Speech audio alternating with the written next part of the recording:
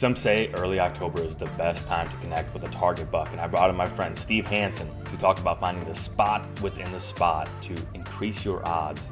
The deer you've been watching all summer, the deer you watched last year, and how to effectively up your odds. Here we go. I'm thinking of a spot that we broke down on the Master Academy where you tracked with Onyx, where you walked all the different deer trails, and then you found like the point of intersection. And I thought of you when I was reading that.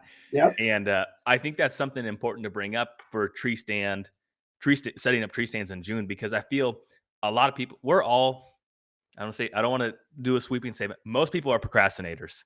They wait to the last minute. They end up hanging a lot of their stands in September or like very late August, and they're trying to get everything done at once. And in Bobby's book, he says people rush it. This spot's good. It's good enough. And his whole thing is like finding the exact ambush point. And so what advice do you have for getting ahead of the game in the month of June to maybe recall some information from the year before, if you had experience there the year before? And how do you, in your opinion, really find the best of the best, like the spot within the spot, the best spot available on that particular parcel for fall?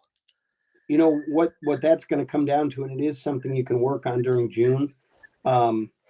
It's what's the best of the best spot, but still has the best access. That's how, I would take a trail that I can get or a tree that I can get into 100% of the time without spooking anything, but only 80% of the trails come past me. Then something where I have to walk through a bedding area, I can hunt 100% of the trails, but it's highly intrusive. So that's the balancing act that I want. And I do think June is still early enough. If you have that stand picked out, even if you already have the stand there, just spend an hour or two walking in with snippers, loppers, or a handsaw or something. You probably don't want to be in there just wildly chainsawing.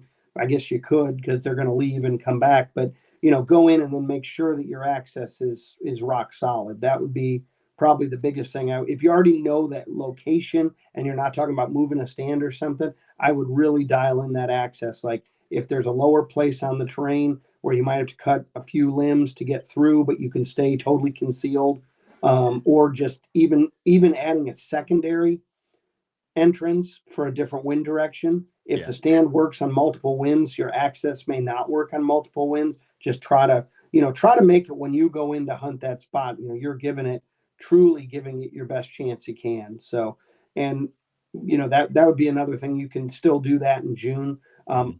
Ideally you would have that data of those trails on Onyx from wintertime scouting. That to me is huge. So it is, because as soon as you start relying on memories, when you get in trouble, and right, it's like when you're walking, you're like, oh, I'll remember that, and you forget. Yep.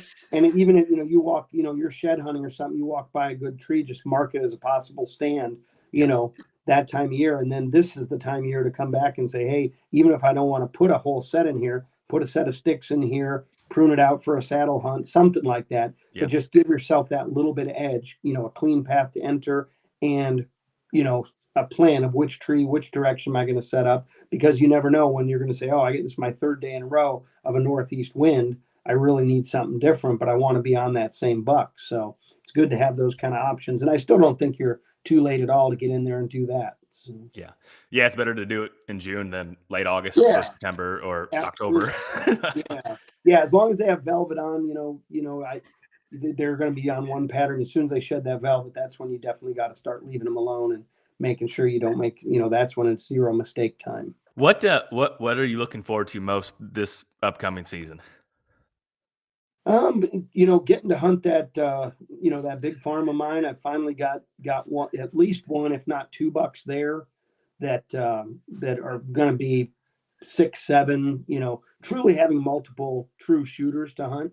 I think that's probably the biggest thing that I'm looking forward to on that place. And that farm is progressing along, quite nicely with a lot of the work that's been done over the years. So it's actually getting to be the really fun part of hunting it, because the hard work on a lot of that's been done. It'll be good for you to see that. Even some of the same areas where we went in last year when we did some filming, to see those clover CRP fire breaks.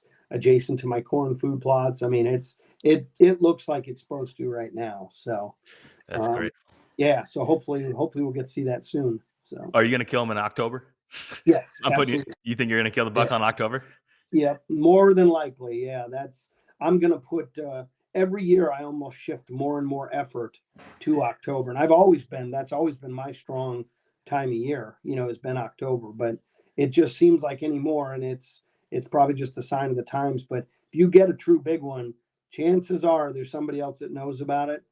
The earlier you can hunt them, the better, as long as it makes sense. And that's where, having these key, like little green food plots, water holes, stuff like that gives us that opportunity. So, Well, in your opinion, what is the perfect formula for early October? So, uh, the hunting site location, standard blind. We'll go through each one. I'm going to grill you with all these questions. So, sure. we're Yeah. going to paint the best opportunity of a deer, and you have enough time now to tweak it to try to optimize this mousetrap for early October. So, do you prefer to hunt out of a stand or a blind? And this is not encompassing early muzzleloader. So, I'm focusing on archery equipment because I was unique to that. Yeah. Yeah. That's unusual. Um, Most of the time I'd set it up for a tree stand. Hmm. I'm not, I don't know why, but I'm not a big archery hunter out of blinds. I can do it like anybody can, but it's not my thing.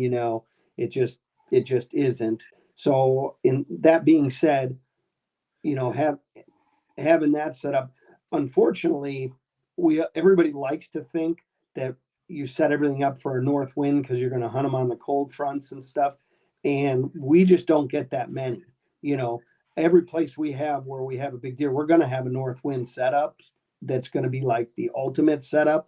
But yeah, a lot of times you'll have those same deer start showing up daylight on 80-degree days, and having a way to hunt them on those kind of wind directions. And that's usually where our water hole setups come in, because with a water hole, they're coming there for water as much as food. And the south wind usually brings warm weather that kind of encourages that. So I Hmm. would say, a small grain plot, or I mean, a small green plot adjacent, very close to good bedding cover. That's key because they're not going to move far. And Like then 100 yards away, 200 yards away. within 200, 250 yards, I would say. two Mm.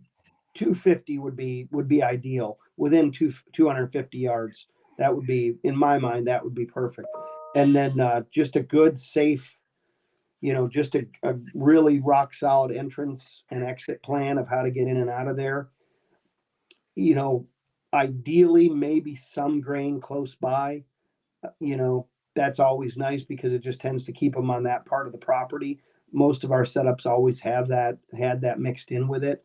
But yeah, that would be my key. And again, if I could paint the perfect picture, it would be have a bedding area and this food plot also adjacent to mass producing oak trees, because they're going to gravitate towards those at a lot of that time. And that's where you don't want to try to pull them a half mile from a oak flat where they're bedded, or beautiful white oak timber. You're better off being right on the edge of that where they want to travel to Mhm. anyways. But have the ability to do it in the daylight for sure. So And do you think, in your opinion, the the type of, you know, we have grain, so we have basically corn and soybeans. Throw sorghum in there if you wanted to, and then yeah. for greens, people think of, like a fall blend. People think of clovers. What do you think is the does it really? Let me. Do you think as long as it's green and lush, do you think it truly matters what type of green food source for early fall? I mean, Not no, not exactly. I would say as long as it's green, lush, and it's been, well maintained, it's fertilized. You want to make that plot kind of the crown jewel of their food source, almost like the ice cream or the icing on the cake. My farm, it is another good problem to have, with that farm that I have. We did tons of clover fire breaks that have now finally come into their own. So we can't compete with ourselves with clover, because there's so much good clover on my farm. The purpose of that miles, is to probably keep, miles of yeah, clover. literally miles. There's like 7 miles of it. And if so, I won't, my kill plots won't be clover. In that instance, if this is something I'm planning on hunting in October, it's probably going to be a combination of like oats, radishes, and Austrian winter peas, or any kind of field pea. Mhm. Those three things together kind of are something, and you could substitute the field peas for even soybeans. Just late plant some soybeans so they get up 2 or 3 inches. You're just trying to provide that new tender growth in that lush green that they can't find anywhere else. That's what I'm trying to do. I kind of like that combination because it tends to frost kill, because these are not spots that I'm going to hunt late muzzleloader. So I'd rather not concentrate their efforts there and move right on to our grain, true grain food plots. That's one thing I like about that. Turnips are good too, but turnips will become a food source at other times of the year. So you have to watch that.